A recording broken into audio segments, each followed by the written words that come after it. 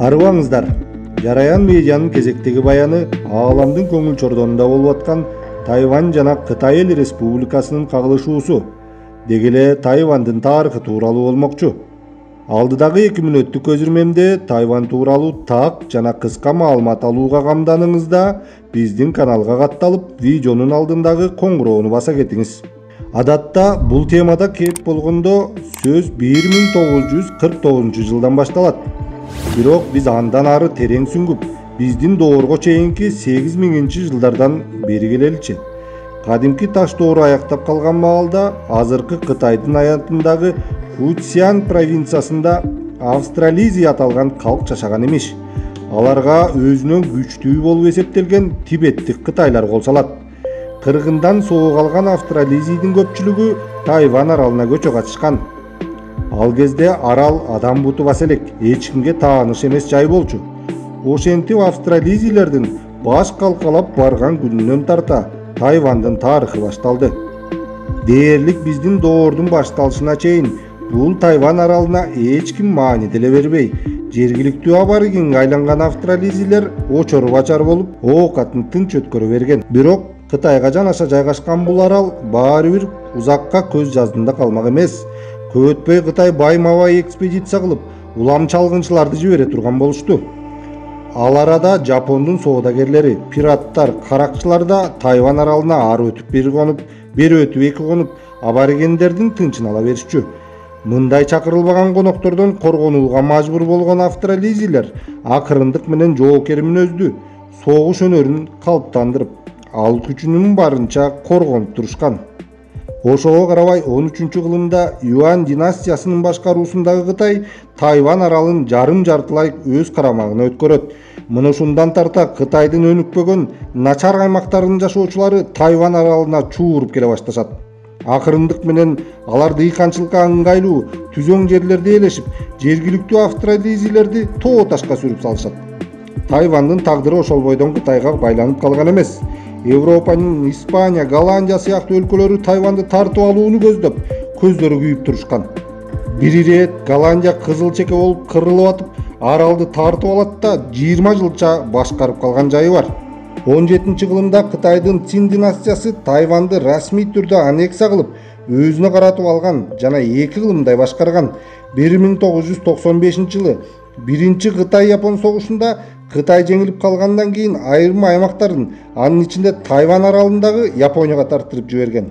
Экинчи дүйнөлүк согуш аяктаган соң гана арал кайрадан Кытайдын карамагына өткөн.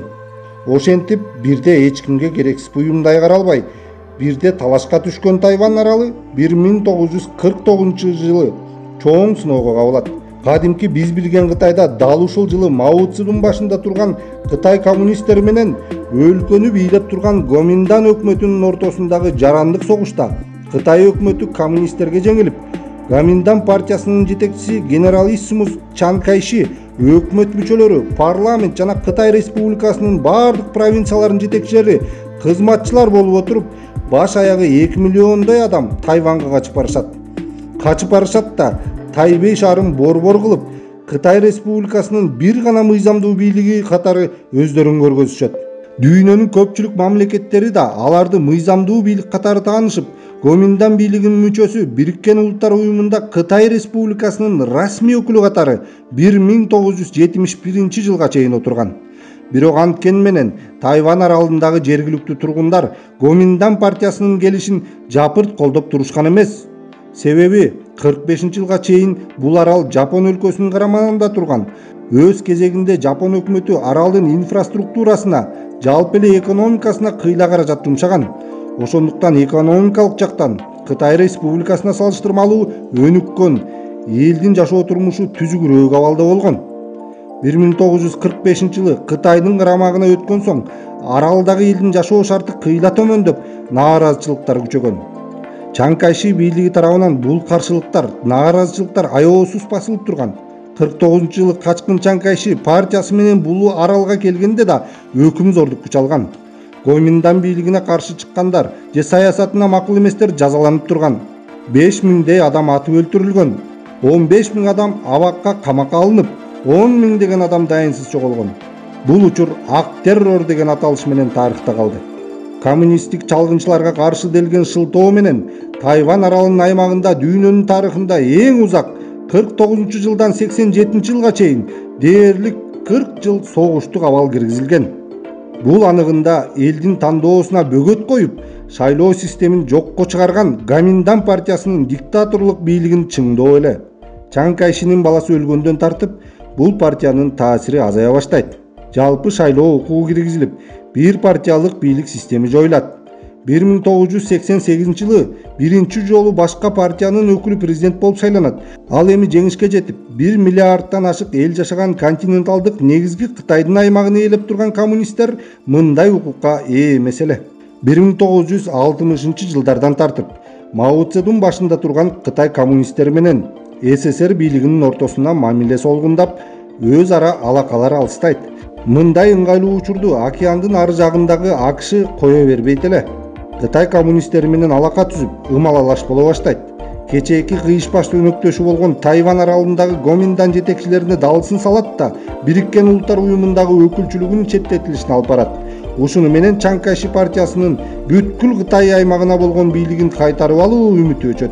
Болбосо АКШ 1954-жылы эле дал ушул Тайвань аралындагы Кытай Республикасынын бийлигине болушуп, континенталдык Кытайга каршы өзөктүк курал колдонууну мерчемдегени бар эле.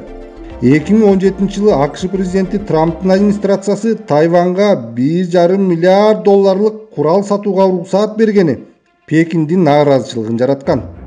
2018-жылдын март айында АКШ Тайвань менен байланышты бекемдөөчү мыйзамды кабыл алып, Кытайды кайрадан кыжырдантты. Андан бери эки өлкөнүн ортосундагы мамиле кайрадан кескин солгундап, азыркы тапта абал чыңалган бойдон калууда. Бүгүн расмий Пекин Тайвандын айланасындагы аскердик машыгууларын баштады. Учурда Тайвань экономикалык жактан жогорку өнүккөн алдыңкы саптагы аймак. Эгер өз алдынча өлкө катары санасак, Нарын облусунун аянтындай чакан аймакты гана ээлеп турганына карабай, дүйнөнүн алдыңкы эң кубаттуу экономикасына ээ делген 20 өлкөнүн катарында. Ички дүң продукциясынын көлөмү 789,5 миллиард АКШ доллары. Салыштырмалуу Кыргызстандын ички дүң продукциясынын көлөмү 8 миллиард АКШ доллары.